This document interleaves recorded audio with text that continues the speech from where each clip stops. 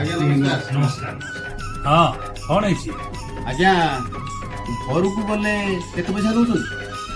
200 ଟଙ୍କା।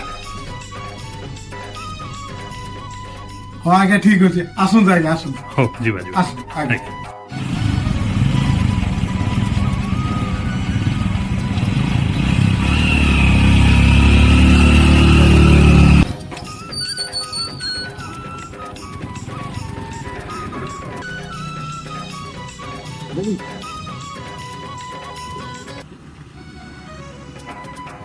ଆଜ୍ଞା ଆରେ ପେସେଣ୍ଟ କାହିଁ? କଥା କ'ଣ କି ଆଜ୍ଞା ରାତିରେ ଅଟୋ ବାଲା 500 କହିଲା ଆଉ ଆପଣ କହିଲେ ଘରକୁ ଗଲେ 200 ଟଙ୍କା ନେବି ସେ ଆପଣଙ୍କୁ ଡାକିଲୁ ଆଉ ପଳେଇ ଆସିଲୁ ଆଉ। ସାର୍ ଯୁଗ ଖରାପ ଆଉ